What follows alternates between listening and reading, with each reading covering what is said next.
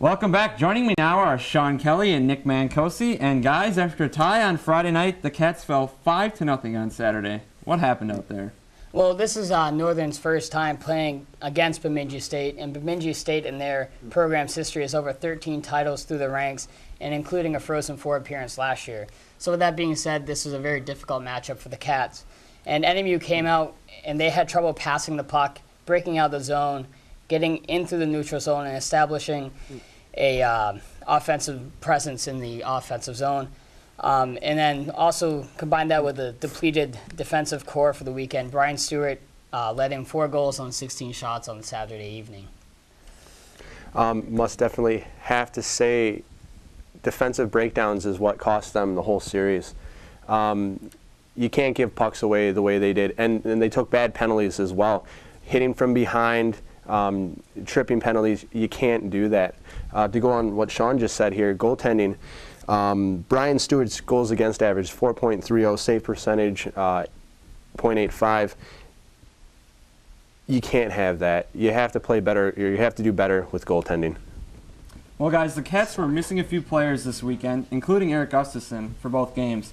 Sean, can you give us an update on his status and the status of the other players who missed some games this weekend? Right. The captain, Gustafson, and along with Matt Butcher, had the flu this past week. Butcher did suit up for Saturday, but he saw less than 10 shifts. So that really kind of had an effect on the team. Hansen also went out Friday with a thigh injury, it appears, and his status is unknown for next weekend. Obviously, this isn't the start to the season the team was looking for, guys. What does the team need to do to improve? Well, you really saw it this past weekend, their weak points with passing the puck, breaking out of the zone. You also saw that against Michigan Tech, and it's a really strong concern for this team at this point of the season not being able to do that. So I think that's one point where they need to improve, and the other is you need solid goaltending. The Wildcats it's been off and on every weekend thus far with Brian Stewart, and you really need him to buckle down for this team to improve. Going back to last year, guys, Northern's had a real slow start for the past few years now. That's something they really need to improve upon. This upcoming series versus Miami, they have to obviously, 1, do better defensively, and 2, they have to provide more offense. Gustafson, him being out with the flu, and Hansen being out with lower body injury, definitely prevents them from having a bit more offense. All right, guys. Well, huge series coming up with Miami this weekend. And this is going to be a team looking for some revenge after NMU knocked them out of the CCHA playoffs last year. How do you see this series panning out? Well, this is really where you see if Northern can compete with those top-tier teams in the CCHA and also the NCAA. The Miami Redhawks come in this year, a top 5 ranked team. They were the national runners-up last year against Boston University. And if Northern really wants to compete like we all think they should be, this is a good spot to gauge their experience. A big part of the reason why Miami went to the Frozen Four last year is Connor Knapp. But you have to look, Cody Reichard, Miami's other goalie, has 1.66 goals against average and .924 save percentage. He's red hot right now. And don't be surprised to see him play. We need to get some pucks past him, get in front of the net, screen him. That goes for both goaltenders as well. Get a few goals. Should be a great series. We're going to take a break, and when we return, we'll recap the weekend's soccer action. Hi, I'm Cynthia Rangel. And I'm Jake Heffernan, and we're on the Cat Chat crew. You're watching Cat Chat, Northern Michigan's best source for sports. Catch us on Marquette Channel 20, Tuesdays, Wednesdays, and Thursdays at 9, or check us out online at catchattv.org. Watch it. Welcome back. The NMU soccer team had a pair of games this weekend, and Brice Burge has more. The Wildcat soccer team played their 2 final regular season home games this weekend at the practice fields behind the Superior Dome. This was senior weekend for the Cats as they celebrate their 7 senior players, which might be playing their final games in front of the Wildcat faithful. First game was against the Findlay Oilers. They came in at 4-8-2 on a wet Friday afternoon.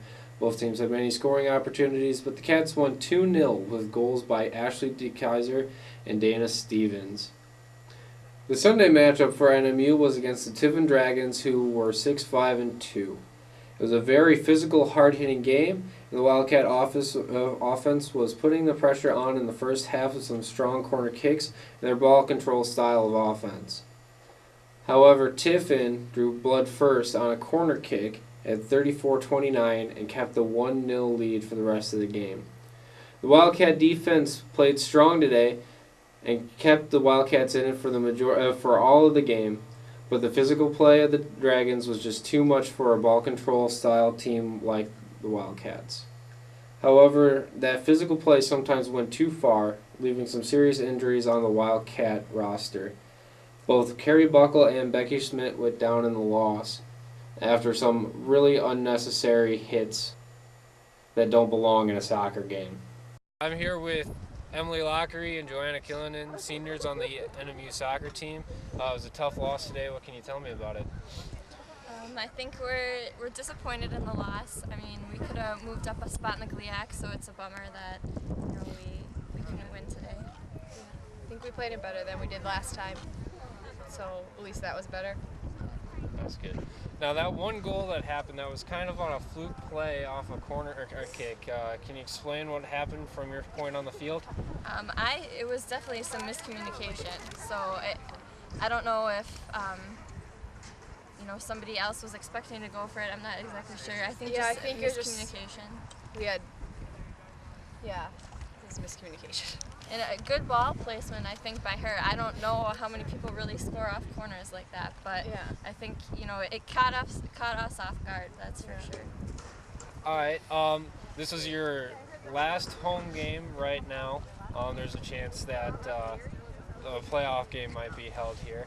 But only one more game left in the season. That's Ashland. Are you guys thinking about it so far? Are you guys ready for the trip? Yeah, I think Ohio is a long trip, so it's unfortunate that our last trip we have to drive all the way down there. But I think our conference is so close right now. We need a win. So Ashland might have been an easier game at the beginning of the season, but they've had some close games, so it should be another good game for us. yeah, we're excited to play them. We really want the win so we can get home on our conference tournament. All right. Do you guys have anything else that you guys want to add to the adoring fans watching at home? Go Cats! And thanks for the support. That's going to wrap up this week's edition of the show. For the entire Cat Chat crew, I'm Pete Francis. Until next time, go Cats.